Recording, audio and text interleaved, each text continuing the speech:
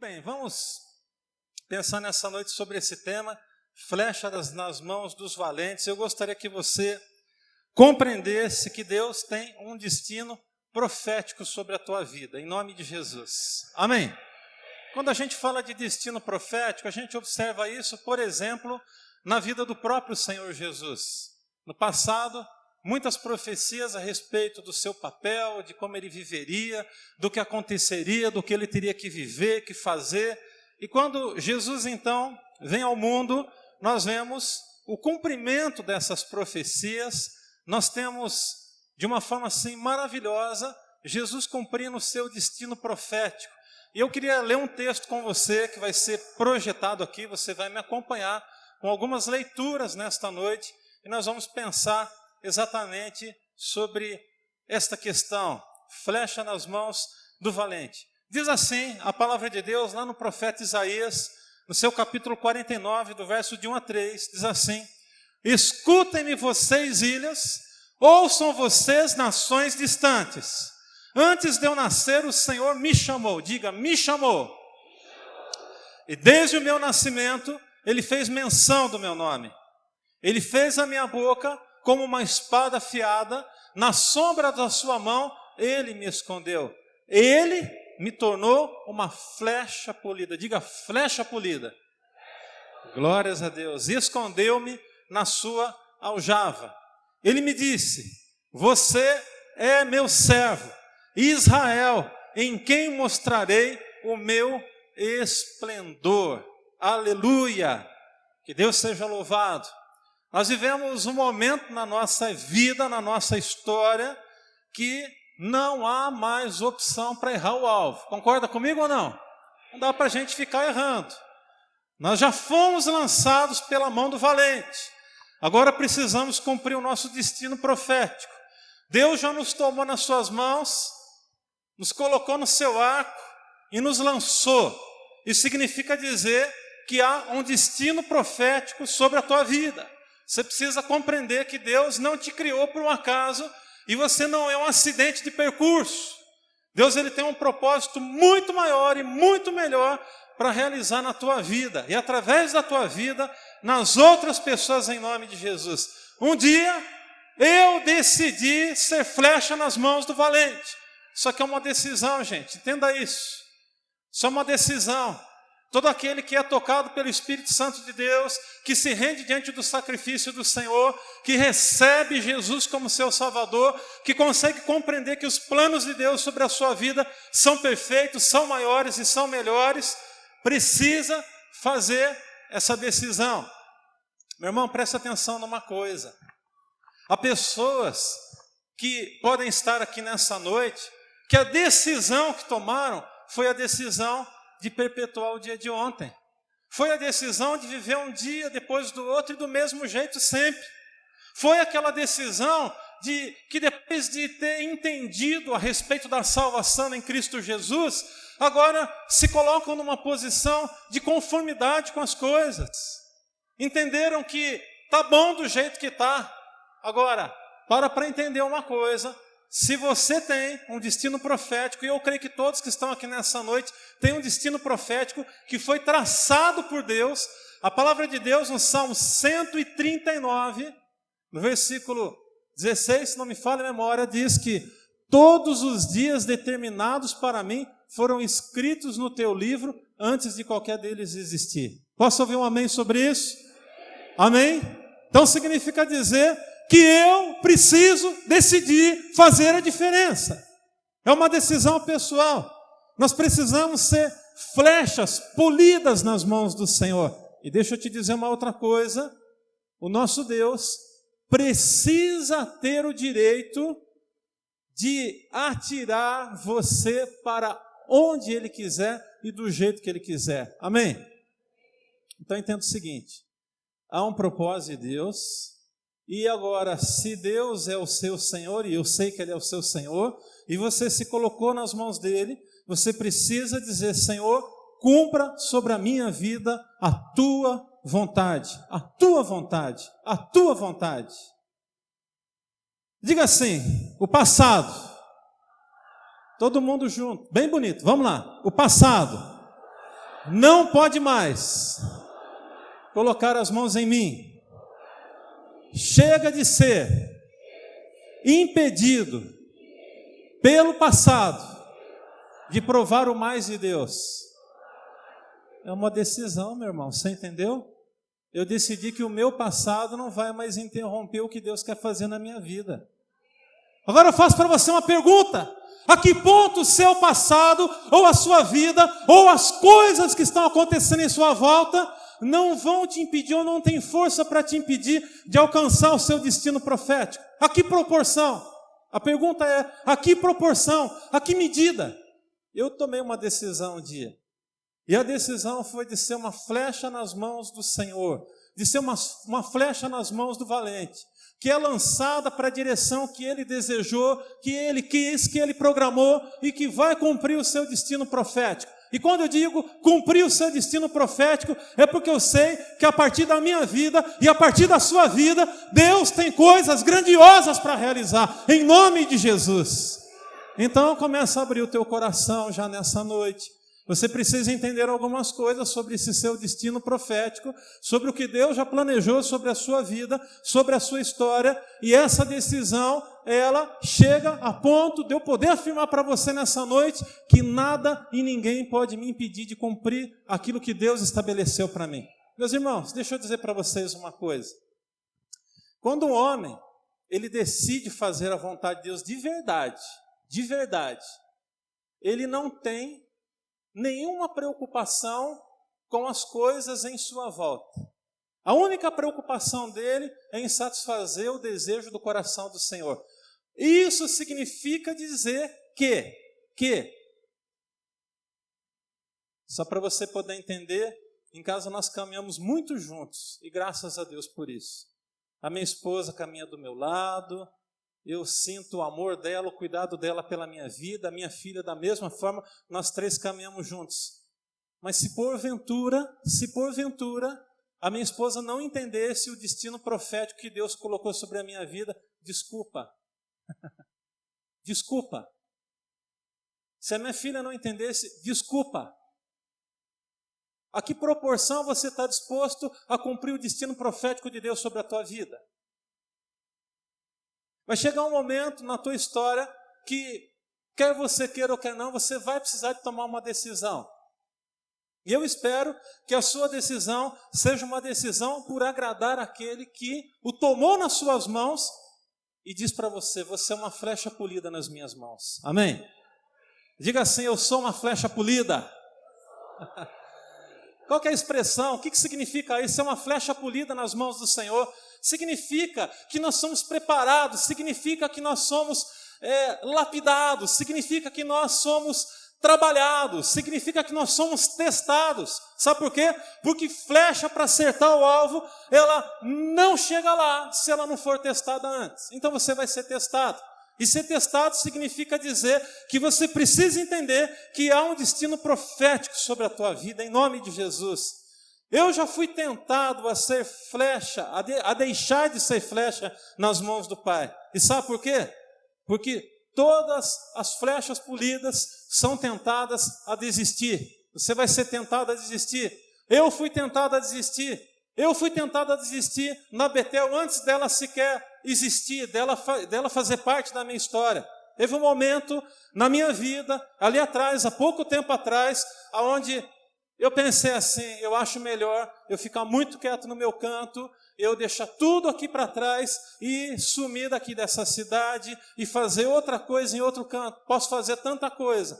Eu posso começar uma igreja na sala da minha casa, em algum lugar onde Deus vai mostrar. E é muito interessante que eu com a Helenice, a gente orava, a gente falava diante de Deus antes, um pouco ainda, e nós às vezes ficávamos pensando no que seria, como seria. E sabe de uma coisa? É melhor você não se preocupar muito com o dia de amanhã, porque o amanhã já está reservado nas mãos de Deus. Ah, meus irmãos, quanta preocupação! Quanta preocupação!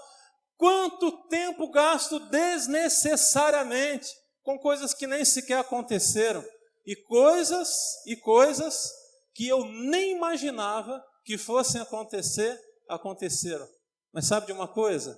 Elas aconteceram além da minha razão e muito melhor do que eu pudesse imaginar. Amém? Aleluia!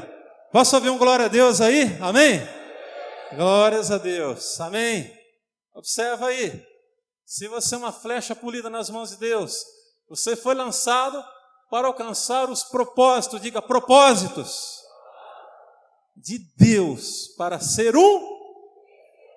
Gente, vamos entender o seguinte,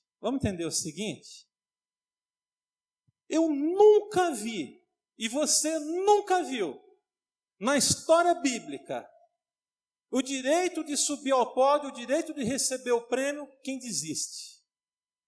Observa aí. Na história bíblica, não tem direito de se assentar com os vencedores, aquele que desiste no meio do caminho. O máximo que ele recebe, quem desiste, por exemplo, numa maratona, é um prêmio de consolação. Você não foi chamado para receber prêmio de consolação em nome de Jesus. Você não foi chamado para receber um prêmio para, tipo assim, passar um melzinho na tua boca, para você se satisfazer com pouco. Você foi chamado para correr com os vencedores e para alcançar o seu destino que já foi trabalhado, elaborado, planejado pelo Senhor. Vamos lembrar que Jesus cumpriu o seu destino profético com uma flecha polida nas mãos do Senhor, desde o seu nascimento até a sua morte, morte de cruz, nos diz a palavra do Senhor. Para vencer, meus irmãos, é preciso avançar. Diga, é preciso avançar. Levante uma de suas mãos e diga assim: Senhor, em nome de Jesus, é decisão na minha vida, pela minha vida, de avançar. Eu declaro, em nome de Jesus, que eu avançarei para a honra e para a glória do teu santo nome. Em nome de Jesus, aleluia, glória a Deus, amém? Você vai avançar, meu irmão.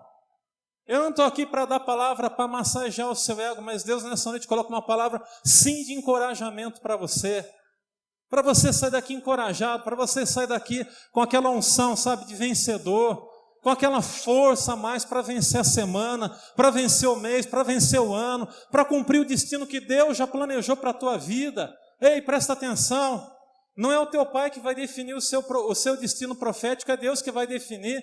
Embora o seu pai vai ser usado, a sua mãe vai ser lançada para lançar você muitas vezes. Seu pai vai ser usado, a sua mãe vai ser usada. Desculpem, a sua mãe vai ser usada e o seu pai vai ser usado para te lançar. Nós temos uma paternidade, meus irmãos. Nós temos pais, nós temos mães. E temos também pais e mães espirituais que precisam desejar o bem sobre a nossa vida. Para vencer, meus amados, é preciso avançar. Eu queria que você observasse essa verdade no livro de Apocalipse. Nas 7 cartas designadas para as igrejas do Apocalipse, nós não temos palavra para derrotado. Nós não temos palavra para gente que não quer alcançar o seu destino profético. Nós temos palavra a respeito de que o que vai receber aquele que entender a vontade de Deus e caminhar nesse seu destino profético. A gente vai destacar alguns versículos, eu quero ler com muita ênfase esses textos aqui, no nome de Jesus. Apocalipse 2:7, olha o que diz: aquele que tem ouvidos, ouça o que o Espírito diz às igrejas. Não, bem bonito, vamos lá. Ao vencedor, não é ao derrotado, é ao vencedor. Eu darei o direito de comer da árvore da vida que está no paraíso de Deus, ao vencedor. Não para por aí. Observa o que diz o capítulo 2, versículo 11, para outra igreja do Apocalipse. Aquele que tem ouvidos, ouça o que o Espírito diz às igrejas. Ao vencedor, de modo algum sofrerá a segunda morte. De modo algum sofrerá a segunda morte. Para outra igreja, para a terceira igreja da relação aqui do Apocalipse 2,17 diz: aquele que tem ouvidos, ouça o que o Espírito diz às igrejas. Ao vencedor, darei um maná escondido, também lhe darei uma pedra branca com um novo nome nela escrito, conhecido apenas por aquele que o recebe. Gente, para um pouquinho, vamos dar uma respirada aí. Só está falando de que tem direito de se assentar, de estar, de receber o vencedor. Você precisa entender que você é uma flecha nas mãos do Senhor. E a Bíblia nos diz o quê? Que Ele nos guardou na sua aljava. Agora preste atenção. Quantas flechas são possíveis serem guardadas na aljava? Não é um número muito grande, meus irmãos. E eu espero que você seja uma dessas, em nome de Jesus. Em nome de Jesus. Ainda um pouquinho adiante, no Apocalipse ainda, 2:26. Aquele que vencer e fizer a minha vontade, até o fim darei autoridade sobre as nações. Aleluia. Eu recebo essa palavra. E você, em nome de Jesus? Você quer ter autoridade sobre as nações? Ô, meu irmão, você não entendeu ainda? Você quer ter autoridade sobre as nações? Eu desejo que a Betel tenha autoridade sim sobre as nações. Eu desejo que gente aqui de dentro seja lançada para fora desse país para ser missionário.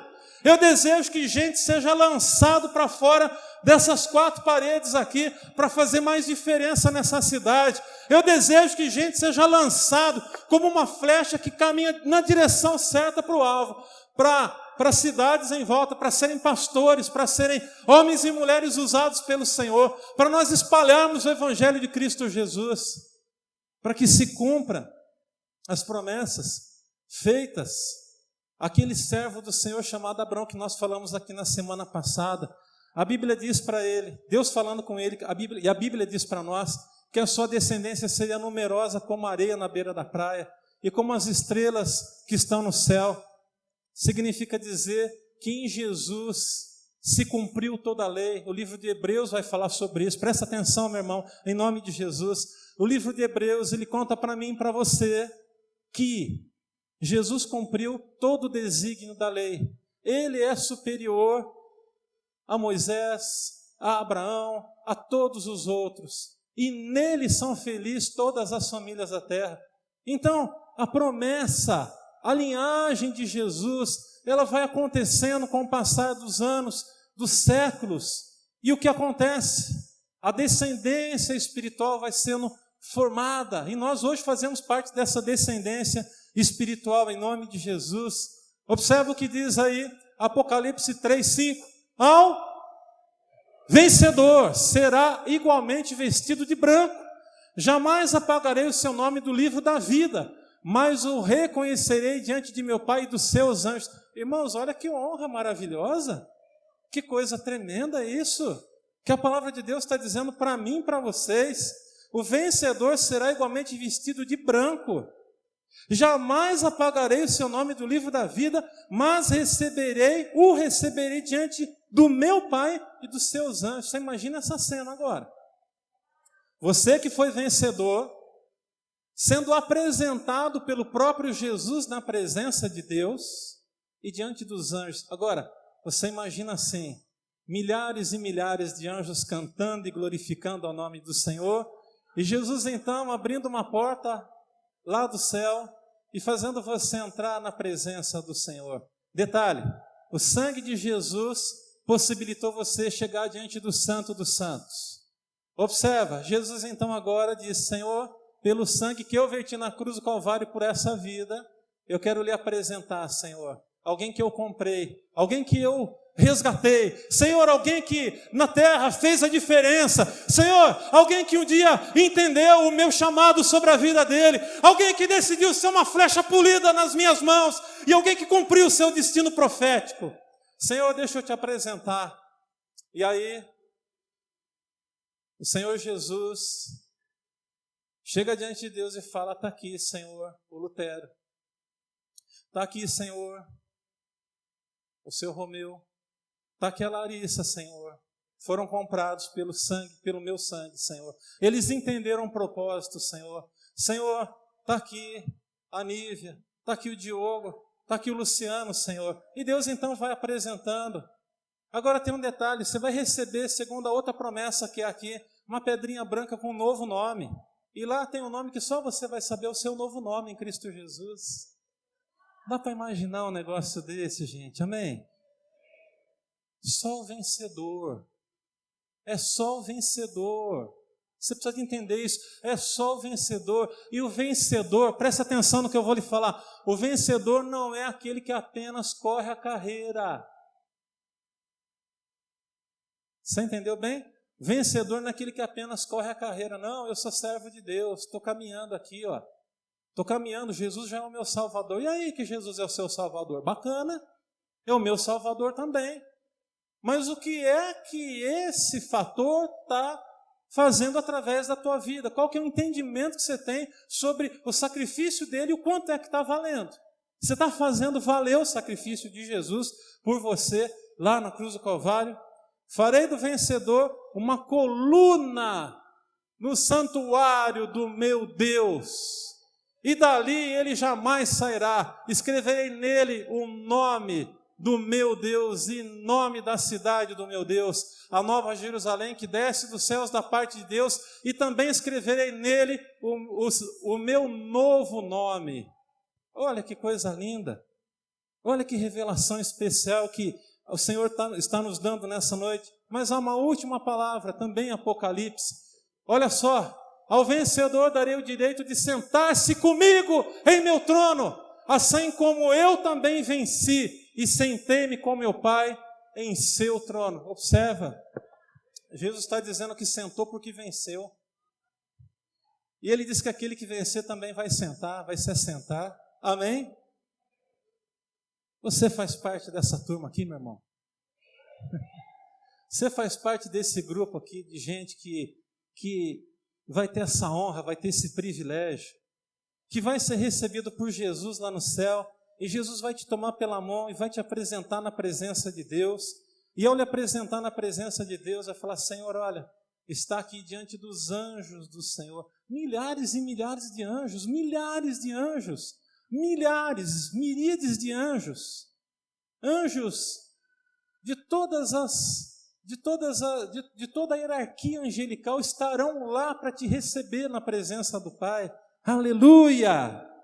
Não existe nenhuma promessa para quem desiste. Não existe promessa para quem desiste. E você precisa guardar isso no seu coração. Por isso, existe promessa somente para os vencedores. E eu te pergunto, quem é você? Você é um vencedor ou é um derrotado? Então diga assim: Senhor, eu decido ser um vencedor na tua presença. Mas corre atrás, tá bom? Amém? Corre atrás. Não é para dizer que é vencedor e na hora do vamos ver, dá linha.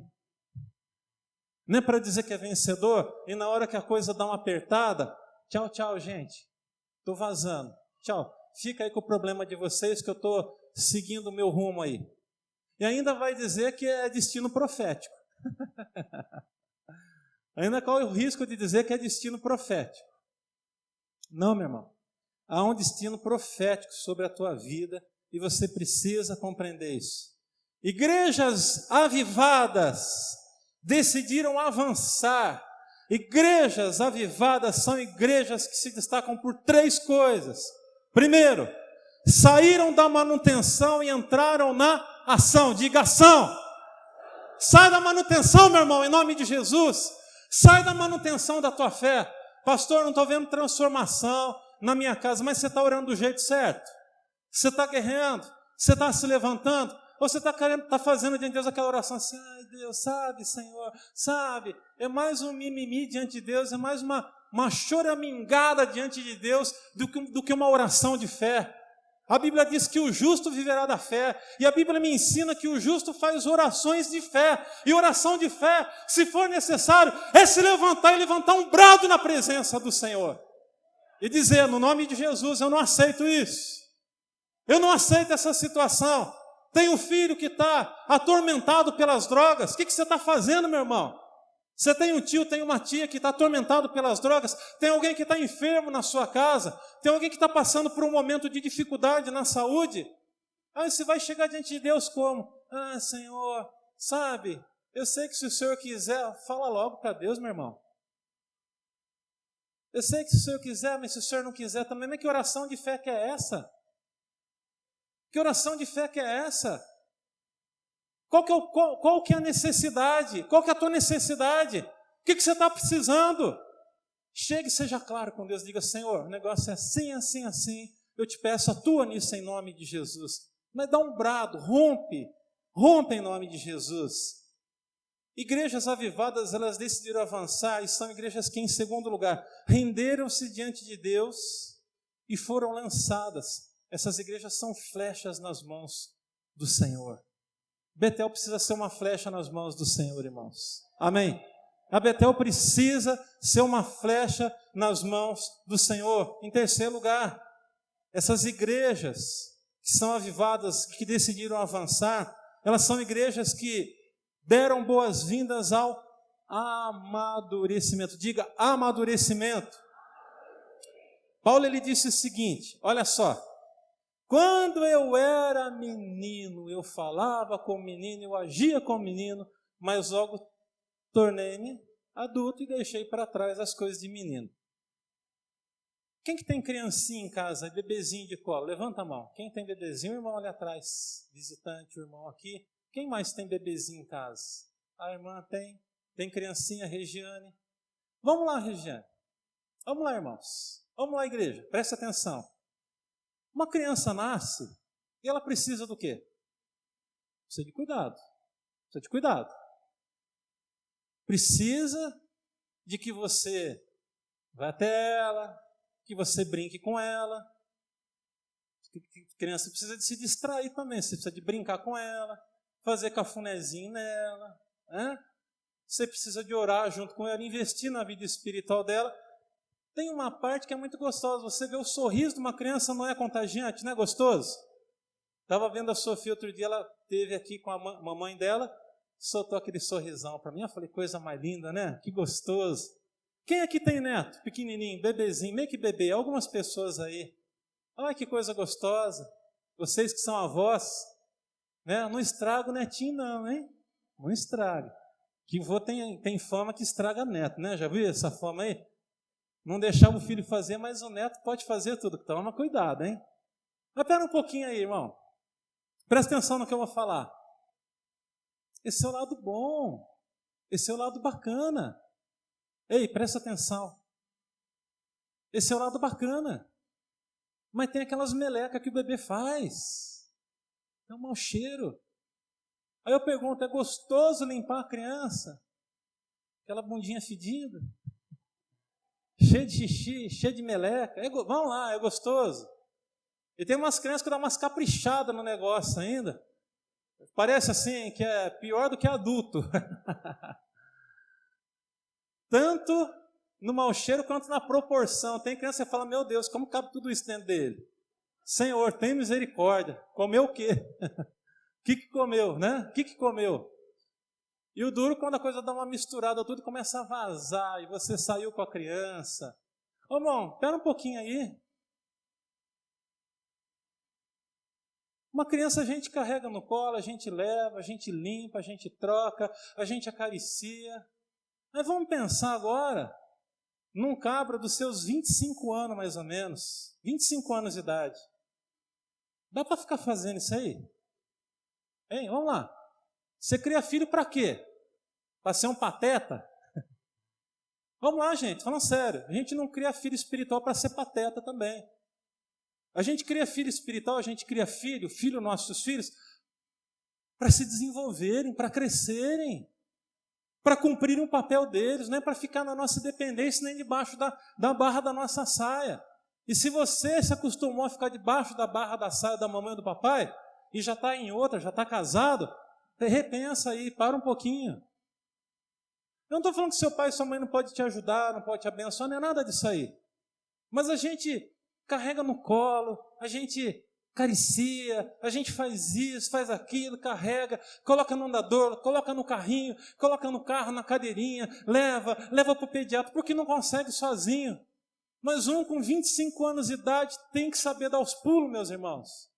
Então o que Paulo está dizendo aqui é assim, olha só, quando eu era menino, eu pensava como menino, agia como menino, criança, normal. Mas igrejas maduras e que querem ser flechas nas mãos do Senhor, precisam entender definitivamente que não há espaço para mimimi. Não dá. Não dá para ficar com mimimi. Não dá. Não pode ser. Presta atenção no que eu vou te falar agora. Olha para mim, em nome de Jesus. Olha para mim, em nome de Jesus. Meninos não são postos na linha de frente. Quem vai para frente da guerra? Gente que está preparada. Gente que já está na feijoada. Dá uma feijoada para um bebezinho de 3 meses. Até porque até 6 meses é só papinha, né? No máximo papinha é leite no começo e depois que você vai colocar alguma coisa mais substancial, né?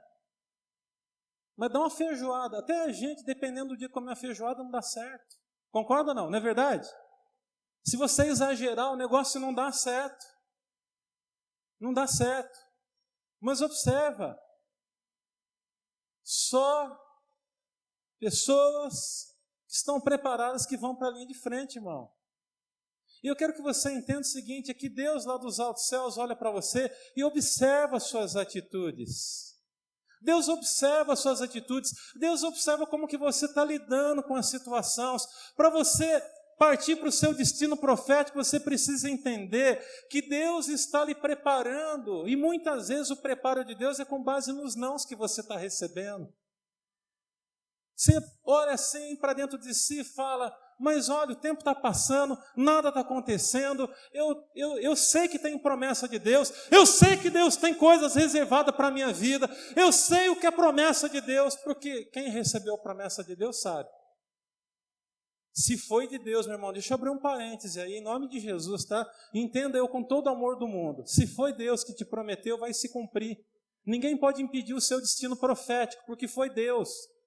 Agora, se não foi Deus, foi uma impressão que você teve, ou quem sabe embasado no que as pessoas achavam, até porque, deixa eu te dizer uma coisa, chamado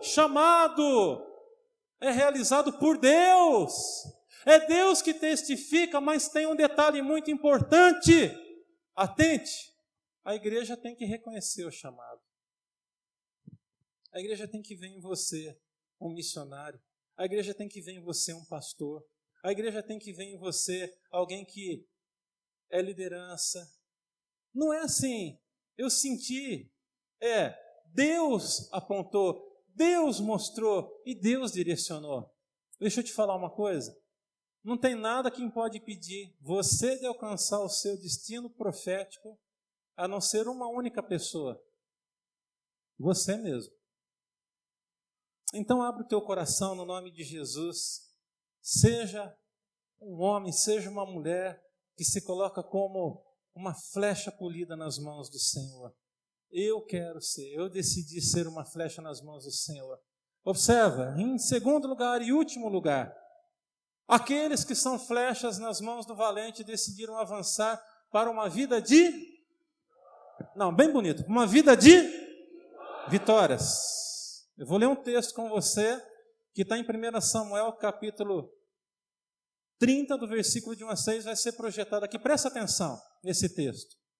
O texto vai contar a história para nós de um homem chamado Davi, que já tinha recebido a unção de rei com seus 19 anos de idade, e que depois que recebeu a palavra profética, olha que coisa interessante, nós vamos conversar mais detalhadamente sobre isso daqui a alguns dias. Quando Samuel sentiu no coração uma direção de Deus, um apontamento do céu, o que ele fez? Ele obedeceu. Ele desceu até a casa de Jessé e ungiu o Davi. Ele tinha uns 18, 19 anos de idade, não mais do que isso. Ele era um garoto, meus irmãos, um garotinho. 18 ou 19 anos de idade. E Deus disse para o profeta, é este que eu reservei. E a Bíblia diz para nós que ele derramou o óleo na cabeça de Davi, e o texto da Escritura, em 1 Samuel 16, diz que o Espírito Santo se apossou de Davi a partir daquele dia. Glória a Deus. Amém? Se apoderou da vida dele. E a história continua. Saul começa a perseguir Davi, depois ele vai e enfrenta o gigante, vence o gigante, o nome dele é exaltado. As mulheres de Israel cantavam assim, Saul venceu os milhares e Davi as suas centenas de milhares. E aí o Saulzão, doido da vida, ficou trincando de inveja. Já viu inveja? Você acha que não existe inveja? Você acha que não existe inveja? Você acha que inveja não está na Bíblia? A Bíblia está repleta de textos que falam de inveja. O que é inveja? Inveja é o desejo de ter o que o outro quer só do outro. A posição, a condição, o carro, a mulher, o filho, etc, etc, etc. Mas vamos voltar. E aí o que acontece? Um dia lá na frente, sendo perseguido, ele se depara com alguns homens, e a Bíblia diz que eram uns caras brabos, gente encardida, os piores da nação, era gente excluída, gente briguenta, era gente, era assim, bandido, era gente que não dava para confiar muito. Mas esses se tornaram os valentes do Davi, meus irmãos. Então a gente consegue entender muito bem o que o Novo Testamento diz, quando lá está escrito que diz que Deus usa as coisas loucas desse mundo. Esses caras são as coisas loucas de Deus. É loucura, loucura, loucura. E aí lá na frente muitas coisas vão acontecendo. Chegamos então ao capítulo 30 de 1 Samuel. Lá na frente na história. Aí vai dizer o seguinte a palavra de Deus para nós. Quando Davi e os seus soldados chegaram a Ziclag, no terceiro dia, os amalequitas, diga amalequitas, os filhos do capeta, resumindo a história, os filhos do diabo, gente maldosa, gente adorador de falso Deus, diz assim, tinham atacado o Neguebe e incendiado a cidade de Ziclag. Ziclag era a cidade onde Davi recebeu o direito de morar. Era uma cidade dos filisteus e ele recebeu o direito de morar em Ziclag com seus homens. Levaram como prisioneiros todos que lá estavam, as mulheres, os jovens e os idosos, e ninguém mataram, mas os levaram consigo, quando prosseguiram seu caminho. Ao chegarem a Ziclag, Davi e os seus soldados encontraram uma cidade destruída pelo fogo, e viram que as suas mulheres, seus filhos e suas filhas tinham sido levados como prisioneiros. Então Davi e os seus soldados choraram em alta voz, até não terem mais força. Diz assim, chorar em alta voz, até não terem mais força. Eles estavam desesperados, irmãos, descabelados, eles entraram em crise. Nós saímos para a nossa incursão, e agora a gente volta, a cidade está destruída, está todo mundo, cadê o meu povo, cadê as minhas mulheres, cadê as nossas mulheres, os nossos filhos, onde estão os nossos velhos que nos contavam as antigas histórias da nação? Aonde estão? Tinham sido levados. E o texto diz o quê? Que eles choraram em alta voz, até não terem mais forças. As duas mulheres de Davi também tinham sido levadas, Ainoã de Jezreel e Abigail do Carmelo, a que fora mulher de Nabal. Davi ficou profundamente angustiado, diga, profundamente angustiado. É assim que ele estava. Para um pouquinho, não continua a leitura não, olha para mim. Flechas polidas nas mãos de Deus também enfrentam dias de crise. Flechas polidas nas mãos de Deus, que têm um destino profético que foi dado por Deus, vão passar por provas, vão passar pelo vale da sombra e da morte, mas não temerão mal algum, porque o Senhor estará com eles, aonde eles andarem. Aleluia! Glorifica a Deus! Não é o pastor e nem a palavra que esse homem está falando aqui na frente, não. Glorifica a Deus! Aleluia! Diz assim a palavra de Deus ainda. Davi ficou profundamente angustiado, pois os homens falavam em apedrejá-lo. Todos estavam amargurados por causa dos seus filhos e de suas filhas. Davi, porém, fortaleceu-se no Senhor, o seu Deus.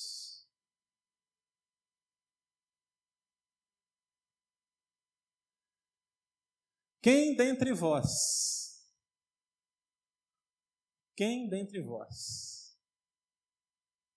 está se sentindo exatamente desse jeito aí? Amargurado. Por alguma situação que esteja vivendo. Pastor, eu estou sentindo uma amargura que eu não sei de onde que veio. Eu estou sentindo algo tão ruim que eu não consigo explicar nem por que estou sentindo. Quero dizer para você que o Senhor é suficiente para te livrar nesta noite. Nesta noite. Não é amanhã, é hoje. Nesta noite. Deixa eu te falar uma coisa. Sabe o que acontece? Sabe por que Davi foi um vencedor? Porque aqueles que são flechas nas mãos do valente decidiram avançar para uma vida de vitória. Irmãos, tem o tempo do lamento, tem o tempo de chorar em voz alta, tem o tempo do pranto, tem o dia do luto muitas vezes. Nós temos um irmão lá na PIB hoje que perdeu seu bebezinho de 3 meses, Marquinhos. Que triste, que tristeza. Tem o dia do luto, tem o dia da tristeza. Sim, tem o dia da tristeza. Mas tem o dia da gente levantar a cabeça, recobrar nossa força no Senhor e avançar para a glória do nome dEle. Davi, porém, fortaleceu-se no Senhor, o seu Deus. Deixa eu terminar de contar a história só para você poder entender. Sabe o que ele faz? Ele desce com o pessoal para um riacho e lá eles recobram um pouco as forças. Ele disse assim: gente, nós precisamos sair no encalço desse povo porque as nossas mulheres, os nossos filhos foram levados. Quem está comigo? A Bíblia diz que 400 disseram: estamos juntos. E 200 deles estavam tão cansados, que disseram assim: a gente prefere ficar por aqui. A gente prefere ficar. Meu irmão, começa a entender a diferença que você deve fazer nos momentos de crise. Quando a gente se depara com essas duas realidades, o que fica claro no nosso coração? Pessoas que têm a mesma necessidade, todas as mulheres desses homens foram levadas. Eles estão todos no mesmo barco. Eles estão todos na mesma situação. Porém, por conta de um cansaço, de uma dor de cabeça, por conta de uma dificuldade, de não olhar para si, encontrar forças, simplesmente a opção é: deixa a gente quietinho aqui. Quem sabe, uma das coisas que passou na cabeça desses 200 que ficaram foi o seguinte: eu acho que é causa perdida, porque nós estamos em menor número, esse pessoal é sanguinário, vai acabar com a gente, nós já estamos cansados, vamos parar por aqui, qualquer coisa a gente começa a servir aí os filisteus, ou vai lá para Saul, diz que a gente está arrependido, e se acerta está tudo resolvido. Meu irmão, Deus não chamou a gente para ficar para trás, Deus chamou a gente para ir para frente, para seguir para a linha de frente. Deixa eu te dizer uma coisa aqui. Deus, Ele não vai desperdiçar a unção dEle. É isso que você ouviu. Deus não vai desperdiçar a unção dEle. Aí eu pergunto: você é digno dessa unção? Você é digno desse empoderamento que vem do céu? Davi foi. Os outros 400 foram. Graças a Deus que foi a maioria, gente, com Davi. E a Bíblia diz o quê? Que eles foram atrás desses homens. Depois, eu acho que 3 dias, se não me falha a memória, 3 dias, depois de 3 dias cavalgando, 3 dias correndo atrás, eles alcançam esses homens, eles tomam posição, eles atacam de uma forma estratégica, e Deus faz com que eles voltem com todas as mulheres, todos os bens, eles ainda saqueiam o bem dos amalequitas. E tem um detalhezinho aí, muito importante, que não pode passar desapercebido agora. Quando eles voltam, os outros 200 recebem também as suas esposas, recebem os seus bens de volta, recebem os seus animais de volta, e aí tem agora o despojo de guerra. Os 200 que ficaram disseram assim para Davi: Davi, a gente também tem direito disso.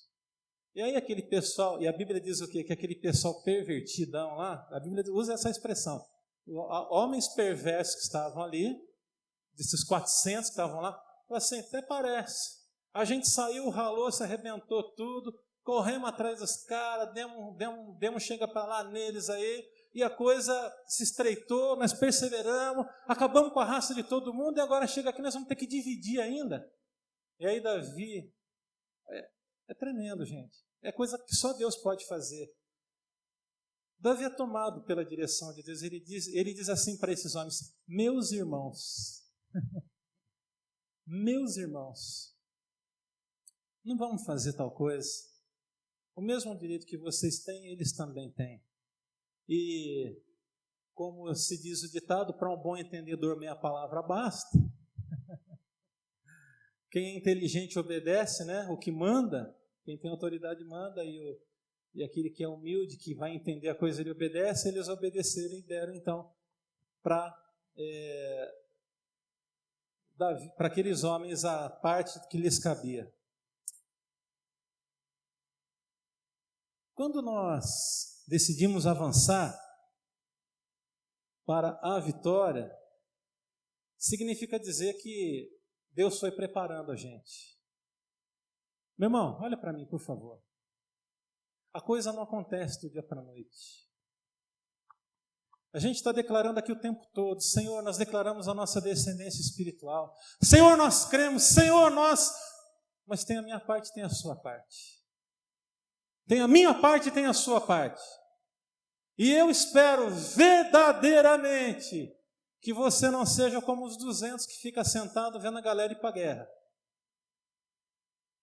Eu espero verdadeiramente que você não seja um daqueles que, por conta do cansaço do dia a dia, estão perdendo o foco, estão perdendo a direção. Você lembra na semana passada que eu disse aqui que se você quer ser um vencedor, você precisa de andar com gente que está nessa pegada? Então, por que você ainda não começou a andar com gente que está nesse tino, que está nessa direção? Homens no passado viveram períodos de grande avivamento e levaram seus países a viver avivamento, porque foi construído.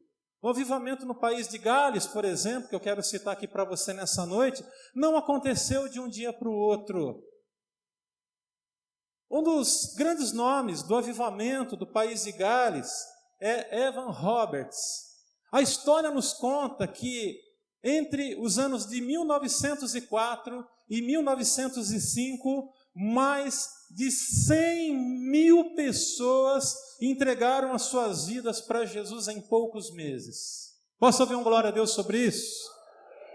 Isso é glória a Deus, está aqui só misericórdia, hein, gente? Vamos lá. Vamos lá. Estamos juntos aí, gente? Amém. Então, olha só. 1904 a 1905, aconteceu o avivamento no país de Gales, onde mais de 100 mil pessoas se converteram. O avivamento no país de Gales teve o seu início em 1904 com esse camarada chamado Evan Roberts. A história nos conta que aos 9 anos de idade, Evan Roberts, ele teve que ir trabalhar numa mina de carvão porque o seu pai tinha quebrado a perna. E eles tinham que trazer o pão de cada dia para dentro da sua casa. E a história nos conta que com 9 anos de idade ele vai trabalhar. Seu pai tinha quebrado a sua perna num acidente lá na mina. Em 1881, com 13 anos de idade ele se converteu, com 13 aninhos de idade. Ele se converteu ao Senhor e começou logo a pedir um avivamento. Com 13 anos de idade, ele começa a pedir um avivamento sobre a sua nação. Eu abro um parêntese e quero dizer para você que nesse tempo, há 10, 15 anos, já tinha muita gente clamando por um avivamento no país de Gales. Preste atenção, as coisas não acontecem do dia para a noite, meu irmão. Tem uma construção que está acontecendo por detrás de tudo que a gente está vivendo aqui na Betel. É uma construção, Deus está construindo, Deus está lançando bases, Deus está levantando adoradores, Deus está levantando homens e mulheres de oração, Deus está levantando verdadeiros adoradores, Deus está levantando levitas, Deus está levantando homens e mulheres cheios do Espírito Santo de Deus, porque apenas na dependência do Espírito Santo a gente vai conseguir viver um grande avivamento nessa cidade. E a história nos diz que ele aos 13 anos de idade se converteu e logo começou a pedir por um avivamento. Ele desistiu do seminário, depois de um tempo ele foi encaminhado para o seminário e com 15 dias de estudo, Deus lhe deu uma visão e nessa visão Deus o chamava para mudar a sua cidade. Presta atenção. A mudança que acontece na vida de um país sempre se inicia em uma cidade deste país. Oh, aleluia! Deus nos dará honra. Começa aqui na Betel, aqui em Itanhaém, em nome de Jesus. Em nome de Jesus. Mas, gente, vamos entender aqui o espírito do avivamento. Ele teve essa visão de Deus. Ele abandona o seminário com 15 dias estudando no seminário. E a história nos diz que ele volta para a sua casa, ele volta para a sua terra, ele volta para a sua igreja. E ele reúne os jovens da igreja e começa a ensinar sobre o avivamento. E os leva a fazer uma oração simples. Sabe a oração que ele ensinou para a moçada? Uma oração muito curta, mas muito poderosa. Envia o Espírito Santo agora, em nome de Jesus Cristo. Podemos dizer a uma só voz, recitar essa simples oração? A oração é: envia o Espírito Santo agora, em nome de Jesus Cristo. Vamos lá, todos a uma só voz. Envia o Espírito Santo agora, em nome de Jesus Cristo. E a garotada incendiada pelo poder de Deus, os jovens com 13, 14, 15, 16, 17 anos, foram inflamados pelo poder do Espírito Santo de Deus. E esses jovens começaram a pregar o Evangelho. Eram garotos com 13, 16, 20 anos. Irmãos queridos, Deus começa a preparar o ambiente para um grande avivamento a partir de jovens, a partir de garotos, de garotas, a partir de gente que tinha se colocado à disposição e fazer uma simples oração. Meu irmão, entenda uma coisa: não é pelo muito orar, mas é pelo orar com o coração. Mas também, se você já alcançou a sua primeira hora de oração por dia, não perde essa pegada, continua firme. A partir do mês de agosto de 2019 agora, agosto, todos os dias pela manhã, de segunda a sexta-feira, das 8 às 9 horas, a Betel vai estar com as portas abertas para a gente orar. E quem quiser vir, venha. Segunda, terça, quarta, quinta, sexta-feira. E o que nós vamos pedir para Deus nas nossas reuniões de oração? Nós vamos pedir essa cidade para Deus. Nós vamos pedir que a nossa descendência seja numerosa como as estrelas que estão no céu e como a areia que está ali na beira da praia. Nós vamos declarar que aqui será o cenário de avivamento. Nós vamos declarar que aqui será o cenário de cura, de derramamento do Espírito Santo de Deus. Vai ser o cenário de avivamento em nome de Jesus. Oh, aleluia! Vamos glorificar o Senhor. Aleluia! Nós vamos clamar a Deus, não tem outra possibilidade, senão através da oração. Faça essa oração todos os dias. Envia o Espírito Santo agora, em nome de Jesus.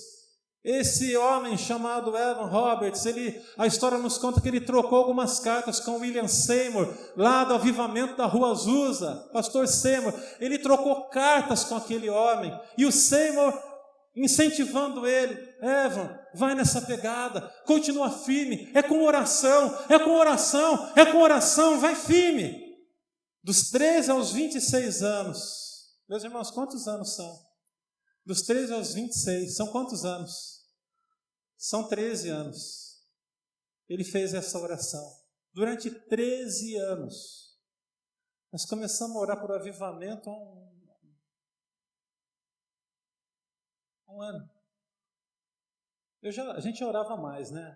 Tem pelo menos uns 5 anos aí que a gente está pedindo para avivamento. E o avivamento veio sobre a vida de muitos de vocês, e graças a Deus, mas Deus tem mais. Mas Deus tem mais. Então, dos 13 aos 26, eles clamaram pelo avivamento. E quando ele tinha 26 anos, irrompeu o grande avivamento do país de Gales.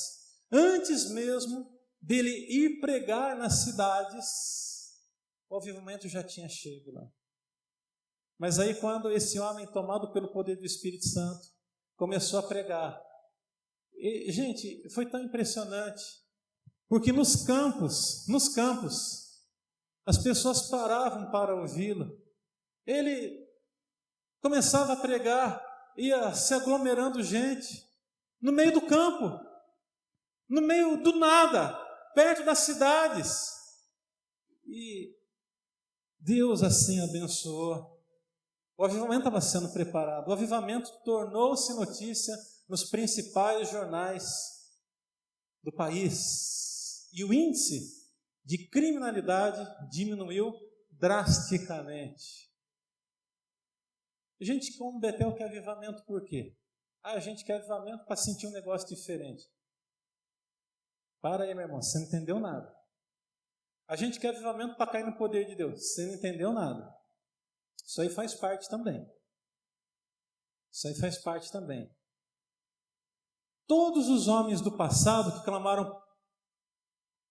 que clamaram por avivamento, eles clamaram por uma vida reta aos olhos do Senhor, e essa era foi a base de todo avivamento.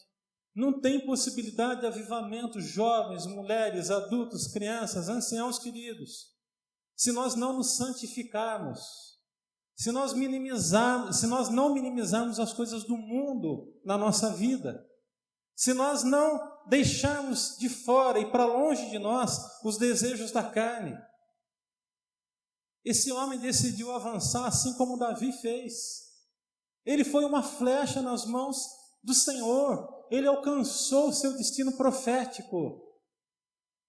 A pergunta que eu faço nessa noite é: você quer alcançar o seu destino profético também ou não? Eu decidi que eu quero alcançar o meu destino profético. Observa aí o que diz o livro de Hebreus. Vocês precisam perseverar, de modo que, quando tiverem feito a vontade de Deus, recebam o que Ele prometeu. Pois em breve, muito em breve, aquele que vem virá e não demorará. Mas o meu justo viverá pela fé, e se retroceder, não me agradarei dele. Nós, porém, diga nós, porém, não somos dos que retrocedem e são destruídos, mas do que creem e são salvos, em nome de Jesus. Esses somos nós, essa é Betel do Senhor, em nome de Jesus. Você precisa perseverar até o fim. É uma questão de escolha. Ser flecha nas mãos do Senhor, ser flecha nas mãos do valente. Eu finalizo com o texto que nós abrimos a celebração nessa noite. Diz: Ele me tornou uma flecha polida e escondeu-me na sua aljava. Ele me disse: você é meu servo, Israel, em quem mostrarei o meu esplendor.